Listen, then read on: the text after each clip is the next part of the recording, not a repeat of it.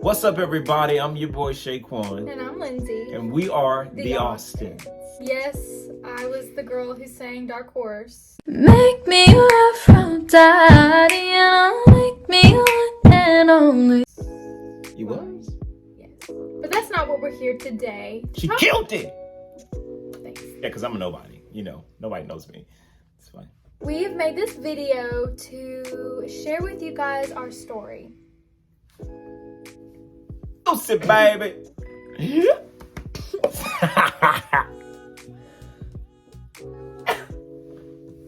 Anyways, so yeah. So you gonna share your side, and then I'll share. That was a strong swallow. Okay, so I'll share my side first. It was back in '99. 6 years ago. Dang! Ooh, 6 years strong. Counting. 6 years ago, I remember we were at a church gathering. It was in youth. And it was like we were playing games and stuff. And I remember, well, okay, let me back it up. It was on a Sunday morning. I was in church and there was a video that popped up on the screens. And he was on the video. And he was just sharing a testimony on the video, whatever, blah, blah, blah. And I just remember thinking, oh, he seems like a really cool guy. Like, he seems like he's fun to be around, whatever. And then a few weeks later in youth, he was there. We were all just playing games or whatever. We didn't talk the whole night or anything, but I remember something hitting me, like, on my back. And I thought it was like a ball or something because we were playing games. But then I look over and it's like a paper ball. No. And he threw the ball. It's G's hands because you can kick. No. He threw a paper ball, but didn't say anything. Because I'm a thug. Didn't say nothing at all. And I remember thinking, okay, that's kind of weird.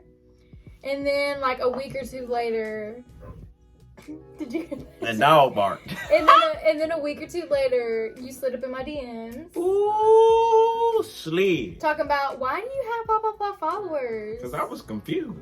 I didn't know what she was doing. I'm like, with all them followers, Chad. So, I just had to make sure. So I slid up in them DMs. Slid like a meatball in spaghetti.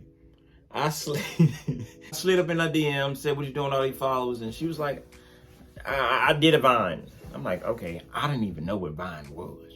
Baby, I used to get beat with Vines. So I was not aware of Vines. But anyway, so I threw the paper ball, then I slid after that. And then what else? Then we started messaging on Snapchat or whatever. So we were messaging for a little bit. He asked for my number, then we started texting. Oop, got the numbers. And mind you, hold on.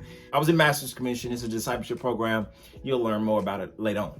But I was in the program, and it was my first year, right? It was coming to the end of my first year.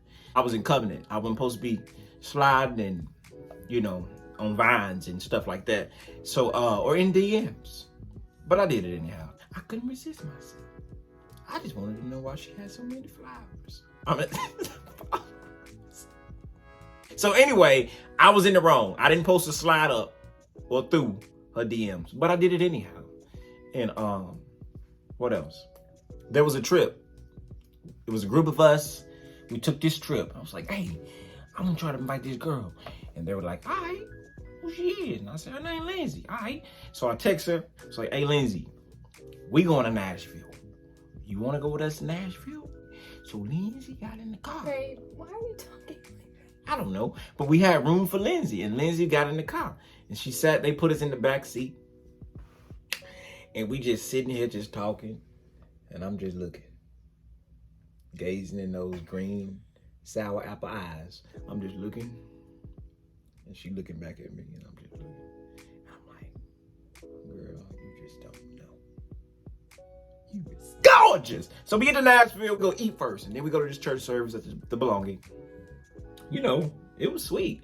And then I did this number right here during service. You did do that. I do remember that. And I did this, but she was sitting on this side. And, I got my hand right here, got a little bit arthritis in it. And in that moment, I felt like, they was praying for healing. They were praying for healing. I was like, you know what? My hand is feeling hurt. It's hurting right now. Mine ain't hurt all day. And sometimes it hurt. But in this moment, I was like, am I trying to play the system? Is it really hurting?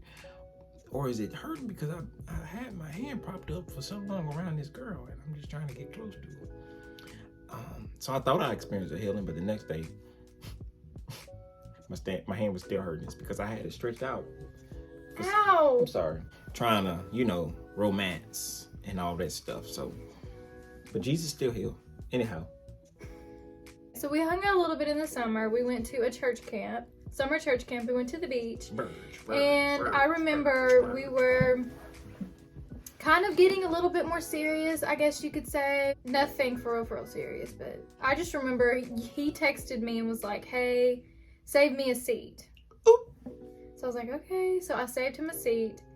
And halfway through the service, dude has not sat down, but is like all the way sitting in the back in the sound booth. And I'm like, is he not gonna come sit? I saved him a seat. Do you know how bad this makes me look? Playing hard to get.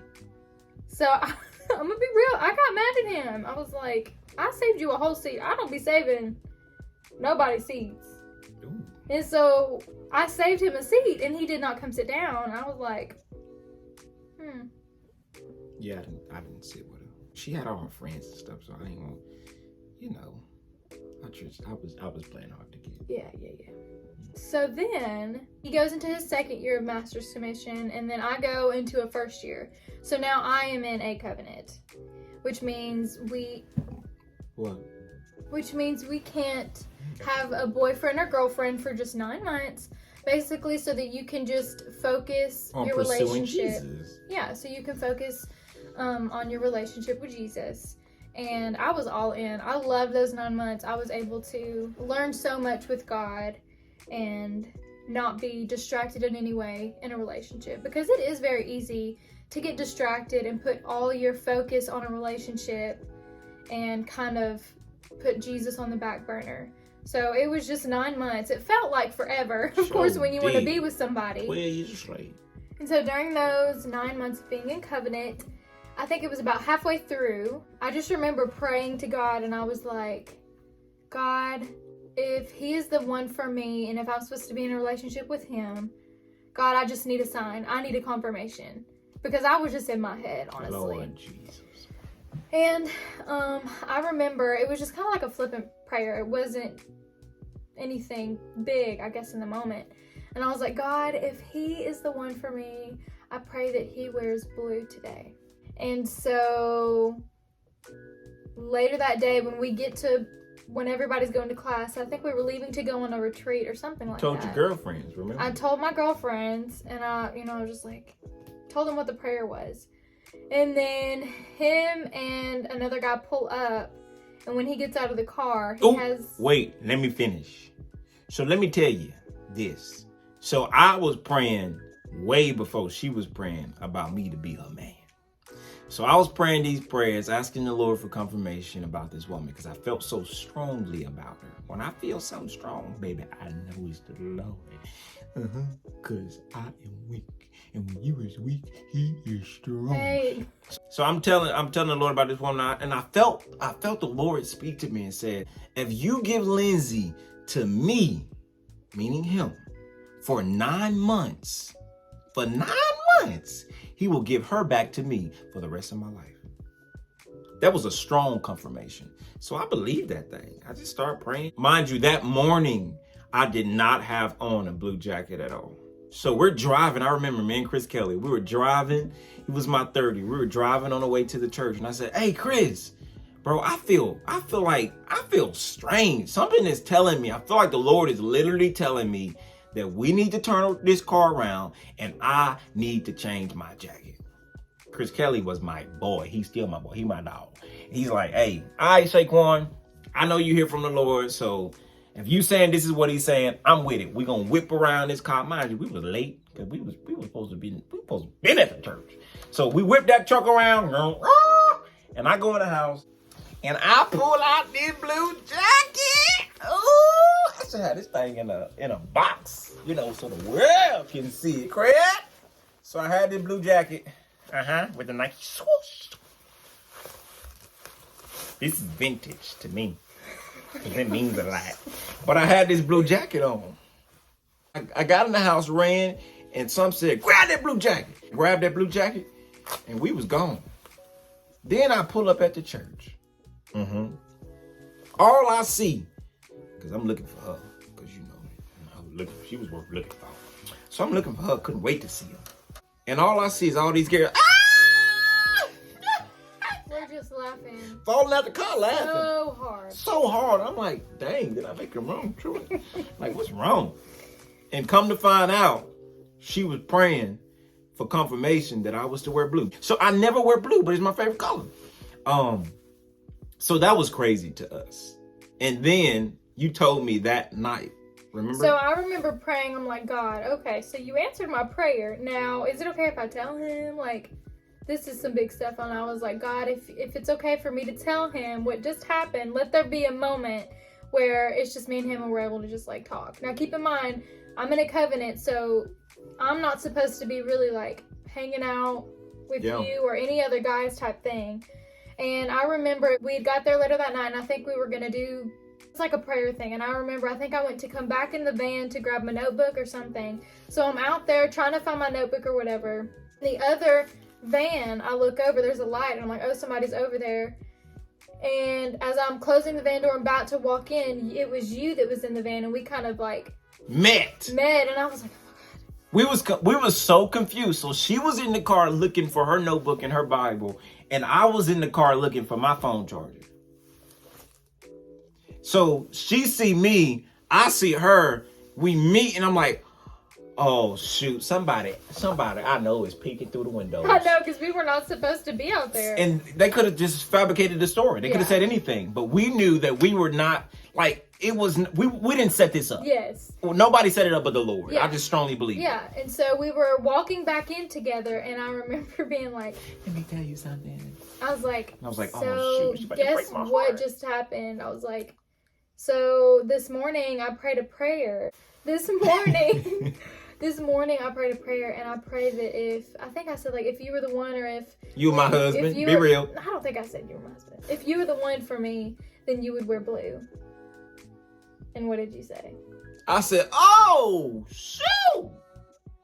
That's not really what you said. What did I say? What did I say? You said, oh, I said, oh, shit.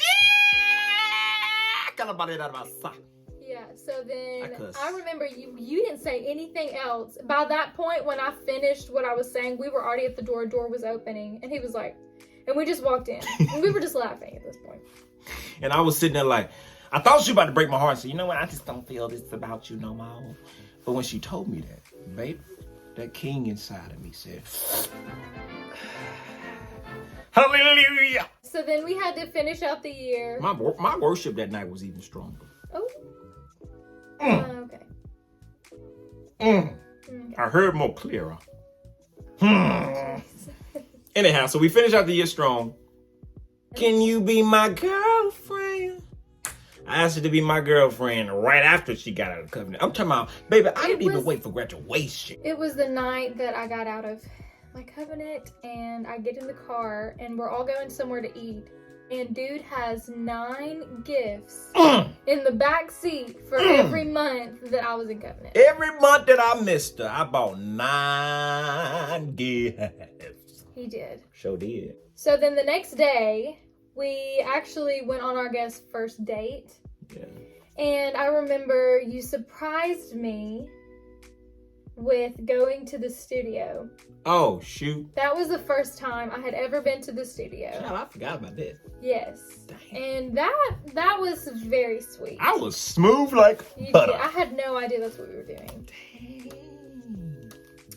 And so I remember being like, dang, God, you have Outdone yourself, because I have a man that is taking me to go to the studio. Like, he knows. Sitting in the studio trying to get to He knows, like, I don't know. He knows the desires. He knows the desires of my heart. Yeah. And I didn't have to ask you. I just knew that singing, I just knew she was a gift to the kingdom. I knew that she had this anointing to literally sing. And yes, she sung on Sundays. Yes, she did all this worship when we traveled and all this stuff. But there was just this distinct sound that needed to come out, and I just felt like the studio was the right, and I had to plug because we got a studio at our church, and it was just easy to do. But it was the heart, and it was just like, oh my God. Yeah, and yeah, it was really sweet. So that. So it was really good in the beginning. It was really sweet. It was really amazing. And then a few months in, oh, hell broke loose. It got really hard because we were both really young. I was 18 and you were 22, 23, something like that. I was in my 20s.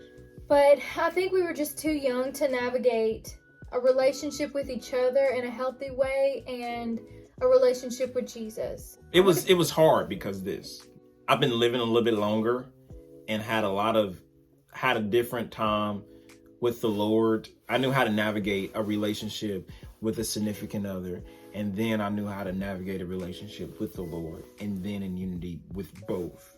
So she was struggling with that of, oh my God, there's a healthy man and I love him, but also I just got out of this covenant with Jesus. I don't understand how to differentiate both, but love both at the same time. So we had to cut it. And I think both of us grew in that time span. Like, I grew a lot, you grew a lot, and we got back together, and then we broke up again, and then we got back together, and we broke up again. Baby, I'm talking about right on right. It was just a lot, and I think... Jesus was confused. No, he wasn't. He's not confused. That can be, I guess, in more detail another time. And then the main one, the heavy one was racism. We had to deal with racism. So, and questioning confirmations from the Lord.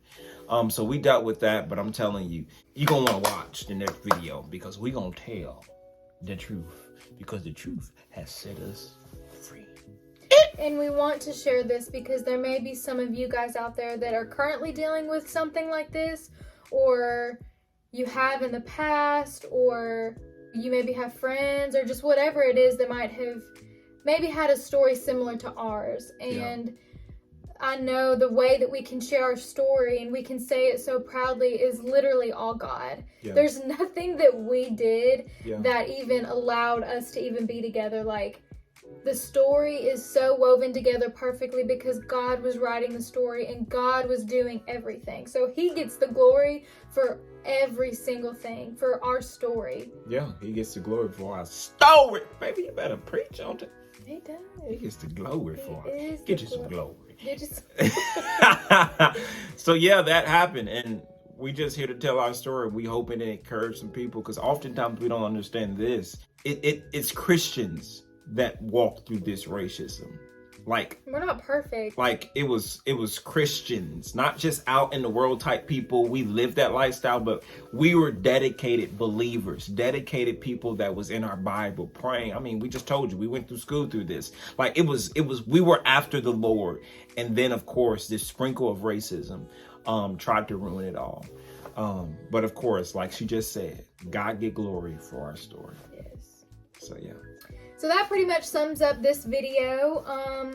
Give us a like and subscribe and follow us. We'll put all of our Instagram, whatever, things down in the link below. We're very excited for what's going to come with this page. Yes, we love y'all. We are praying for y'all. And always remember to love people. See you next time. Lights out.